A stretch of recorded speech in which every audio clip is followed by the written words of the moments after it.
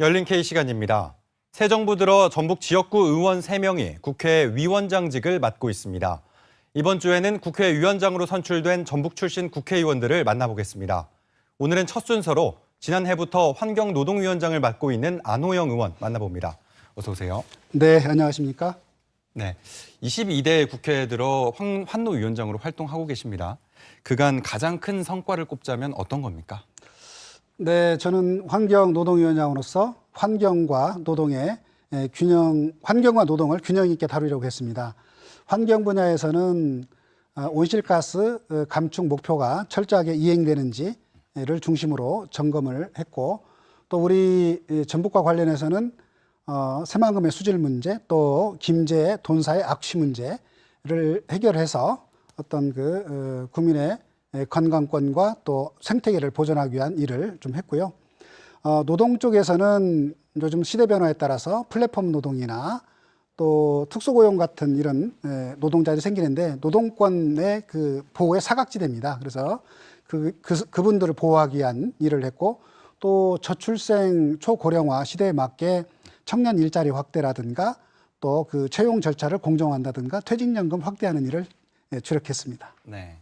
위원장직을 맡고 계신 동안 정권이 바뀌었습니다. 네. 아무래도 환경과 노동 정책은 전 정권과 가장 큰 차이를 보이는 정책 중에 하나로 꼽힐 것 같은데, 이재명 정부에서 환경노동위의 우선 과제는 무엇입니까? 네, 정권이 바뀌면서 환경노동위원회 역할이 더 중요해졌습니다.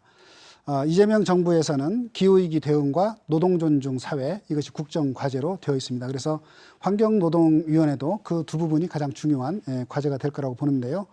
역시 이제 환경 쪽은, 다시 말해 기후 쪽은 기후위기 대응과 관련된 목표가 현장에서 그대로 잘 작동할 수 있도록 하는 것이 가장 중요하고, 그러면서 동시에 경제 성장과 또 주민소득에 기여할 수 있는 방안을 찾는 것이 중요합니다. 우리 전북 같은 경우에는 수소차와 같은 친환경차 이제 보급, 그리고 이제 요즘 송전탑과 관련된 분쟁이 많이 있습니다만은 송전탑과 관련된 송전탑을 제대로 만드는 것, 그리고 이제 재생에너지를 잘 보급하는 것, 이런 것이 아마 중요한 과제가 될 거라고 생각이 되고요.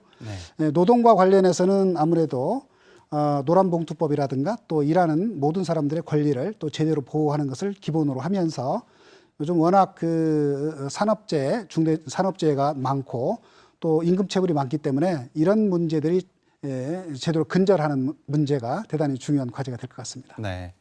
전북 현안 관련된 것도 짚어보죠. 앞서 여러 가지 언급하셨는데 환노위와 관련된 게 아무래도 해수유통을 포함한 새만금 사업 추진 관련 환경 이슈일 텐데, 위원장으로서 이에 대한 입장과 또 해법이 있습니까? 우리 새만금 사업과 관련해서는 새만금이 전북의 진짜 성장 동력이 되기 위해서는 환경과 개발의 조화가 필요합니다. 그런데 이제 이 분야에서 가장 중요한 것이 수질의 문제인데요.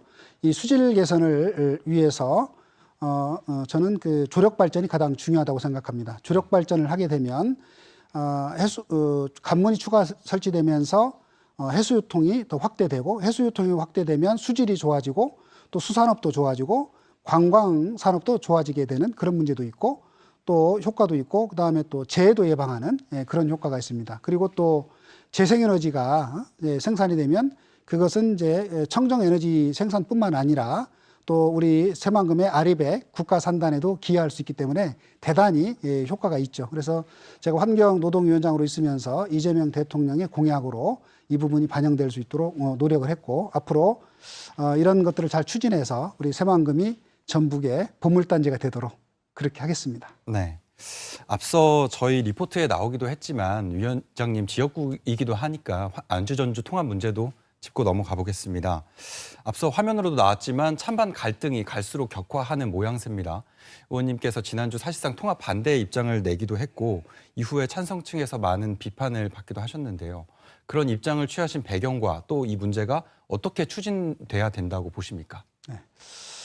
지금은 전북이 대도약할 수 있는 좋은 기회입니다. 대도약하려고 그러면 도민의 마음을 하나로 모으는 게 가장 중요한데, 지금 통합 문제를 둘러싸고 도민의 분열과 갈등이 심각해지고 있어서 걱정이 많습니다. 정치적으로 이용해서 이 통합의 문제를 가지고 도민의 갈등과 분열을 키워서는 안 된다. 그 말씀을 먼저 드리고 싶습니다.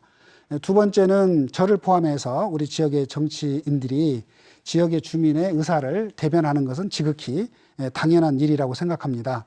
그런데 중요한 것은 이 정치는 갈등을 키워서는 안 되고 풀어야 된다는 겁니다. 네. 그런 점에서 봤을 때 통합 문제와 관련해서 통합 문제는 전주 완주만의 문제가 아니고 전북 전체에 관련된 문제이기 때문에 큰 틀에서 이렇게 봐야 되고 그러면 그러면서 봤을 때 전주 또 완주 전북 도민이 동의할 수 있는 이런 방안을 찾는 것이 가장 중요하다. 예, 그렇게 생각합니다. 저는 전주하고 완주 또는 익산까지 포함하는 100만 경제권 또는 전북형 메가시티가 그 해답이라고 생각합니다.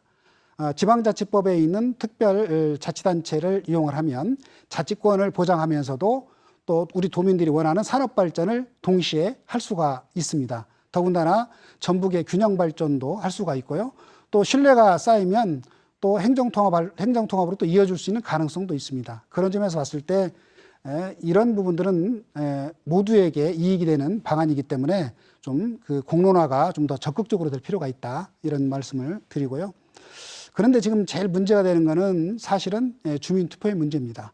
지금 주민투표를 그대로 진행하게 되면 아마도 심각한 완주 국민의 분열 또 완주 국민과 전주 시민의 갈등이 심해질 것으로 지금 걱정이 되고 있습니다. 그래서 이런 문제를 해결하려고 그러면 우선 주민투표는 좀 중단을 하고 지방선거 이후에 이것을 공론화를 통해서 문제를 해결할 필요가 있다. 이렇게 해야만 주민의 갈등을 줄이면서 또 지방선거에 또 악용되는 것을 방지할 수 있지 않나 이런 생각을 하고요. 그래서 이제 지방선거 이후에 정말 우리 정치인들이 좀 다양한 선택지를 내놓고 우리 도민들께서 수기 공론화 과정을 통해서 안을 선택할 수 있도록 하는 것이 지금으로서는 가장 좋은 해법이 아닌가 그렇게 생각합니다. 네. 네. 이번 정부 전북 출신 인사가 요직에 잇따라 등용되면서 도민 기대가 어느 때보다 큽니다. 더는 전북 홀대론 소리를 듣지 않기 위해 그리고 전북 현안 해결을 위해 어떻게 하실 예정이십니까? 네, 아까도 말씀드린 것처럼 지금이 전북 발전에 정말 좋은 기회입니다. 아리백 국가 산업단지 또 피지컬 AI 센터의 또 유치라든가 또 전북 올림픽 유치라든가 전북 발전을 할 수 있는 좋은 기회가 있습니다.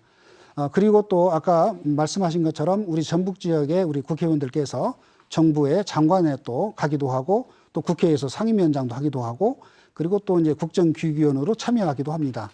그래서 이런 기회를 잘 활용을 해야 되는데 그러려면 우리 정치권과 또 행정, 우리 도민의 마음을 하나로 모으는 것이 가장 중요하고요. 저도 그런 마음에 가장 앞장서서 전북 대도약의 길에 앞장서도록 하겠습니다.